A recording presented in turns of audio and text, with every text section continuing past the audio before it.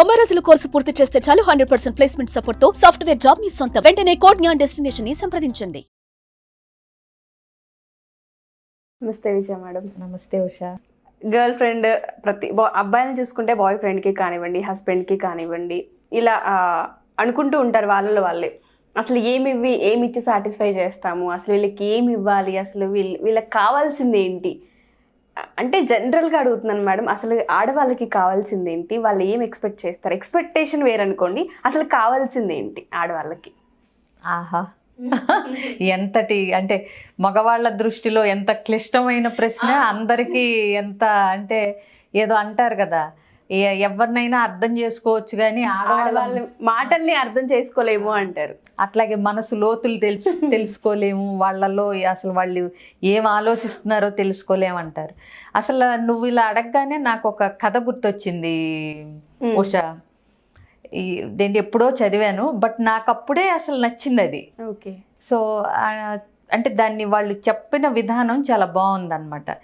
ఇది వేరే అంటే కంట్రీస్ నుంచి వచ్చిన కథ, మనకు అనువాద కథ ఇది. ఎప్పుడో ఎక్కడో ఏ బుక్లో చదివానో కూడా గుర్తులేదు. ఒక ఆర్థర్ అనే ఒక యువరాజు ఉంటాడు. అతన్ని ఒక నియంత అయినటువంటి ఒక పక్క దేశం రాజు యుద్ధంలోనో ఎక్కడో మొత్తానికి ఇతన్ని బందీగా తీసుకొచ్చి జైల్లో పెడతాడనమాట. వీళ్ళకి బందీగా ఉంటాడు. మళ్ళీ ఈ నియంత అయిన ఈ రాజుకే కొంచెం అంటే జాలేస్తుంది అనమాట. కుర్రవాడు, రాజకుమారుడు, బోల్డంత భవిష్యత్తు ఉన్నాడు, సరే ఒక అవకాశం ఇద్దాం అనుకుంటాడు.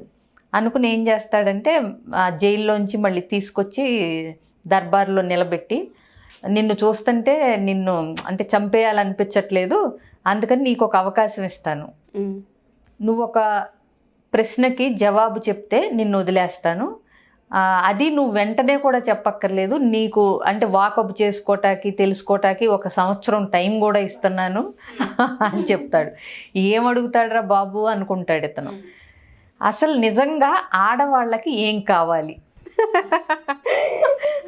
ఈ క్వశ్చన్ ఈ కథ చదువుతున్నప్పుడే నాకు నవ్వు వచ్చింది. ఎందుకంటే ఒక నియంత అయినటువంటి మహారాజు కూడా అసలు ఆడవాళ్ళకి ఏం కావాలి అనేది తెలియక అతన్ని అడిగి సంవత్సరం టైం కూడా ఇవ్వడం అసలు గమ్మత్తుగా అనిపించింది అనమాట.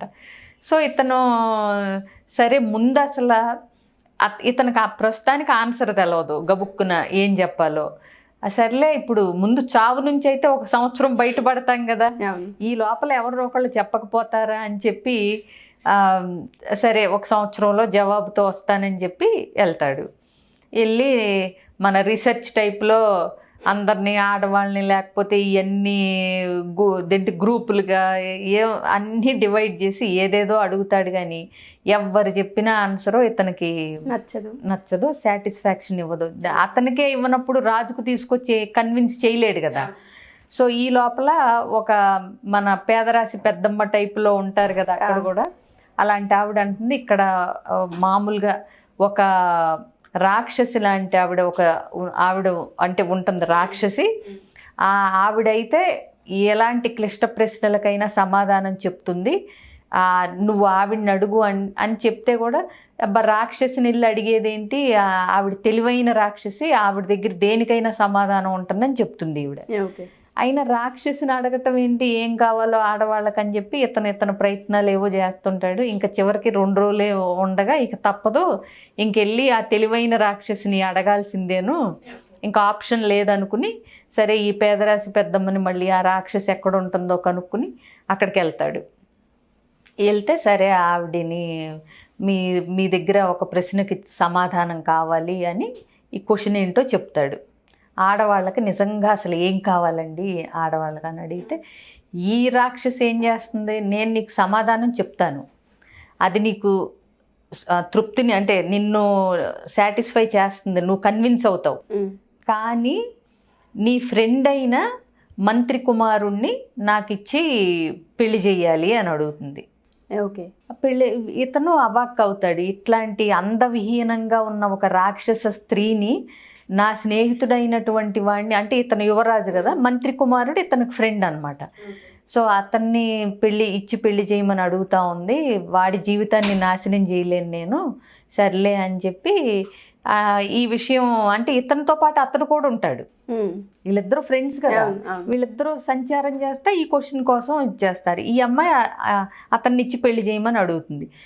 సో వద్దని ఇతను, నేను చచ్చిపోయినా పర్లేదు, ఆ రాజుకి ఆన్సర్ చెప్పలేక చచ్చిపోయినా పర్లేదు, కానీ నీకు మాత్రం ఆ రాక్షసిని అంటగట్టలేనని చెప్పి అంటే, ఇతనేమో పర్లేదు, నువ్వు బ్రతికొంటం కంటే నాకు ఆ అమ్మాయితో పెళ్ళి అవ్వటం పెద్ద విశేషం ఏమని నేను అనుకోవట్లేదు, నేను ఆనందంగా ఈ అమ్మాయిని, అంటే ఏదో పెద్ద త్యాగం అనుకోవట్లేదు, నేను చేస్తాను, నువ్వేం వరి అవ్వకని వీడిని కన్విన్స్ చేస్తాడు ఈ యువరాజుని. సరే ఈ ఆర్థర్ అడుగుతాడు ఆడవాళ్ళకి నిజంగా ఏం కావాలి అన్న ప్రశ్నకి ఈ అమ్మాయి, ఈ అందవిహీనమైన రాక్షస స్త్రీ సమాధానం ఏంటంటే, వాళ్ళ జీవితాన్ని వాళ్ళ చేతుల్లోనే ఉంచుకోవాలనుకుంటారు. అంటే women want to be in charge of their own life. అది ఆవిడిచ్చిన సమాధానం. అంటే ఇంగ్లీష్ కథ కదా ఇది. సో వాళ్ళ జీవితానికి సంబంధించింది ఏదైనా వాళ్ళ చేతుల్లో ఉండటమే, వాళ్ళ లైఫ్కి వాళ్ళే అకౌంటబుల్ అనేది ఆడవాళ్ళకి ఇష్టము అని చెప్పి చెప్తుంది. ఇతను చాలా నచ్చుతుంది ఇతనికి ఆ సమాధానం.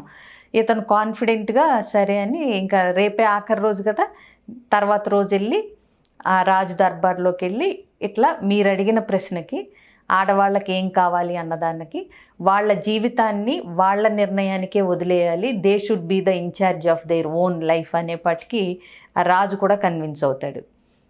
కన్విన్స్ అయ్యి సరే ఇంకా నువ్వు మీ రాజ్యానికి వెళ్ళిపోవచ్చు అని అంటాడు. ఇక్కడతో ఆ కథ బాగానే ఉంది. ఇప్పుడు మన మంత్రి కుమారుడు ఇప్పుడు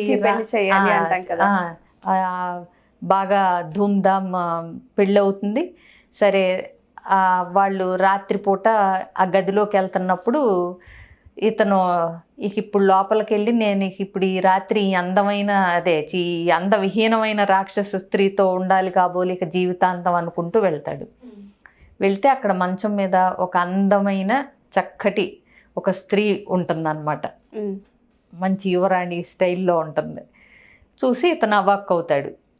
ఏంటి అని అంటే, నాలో అంటే నన్ను రాక్షసి అని తెలిసి కూడా నేను నాకు విలువిచ్చి నన్ను పెళ్లి చేసుకోవటానికి అది స్నేహితుడి కోసం సిద్ధపడ్డావు కదా, అందుకని నేను అందంగా మారాను.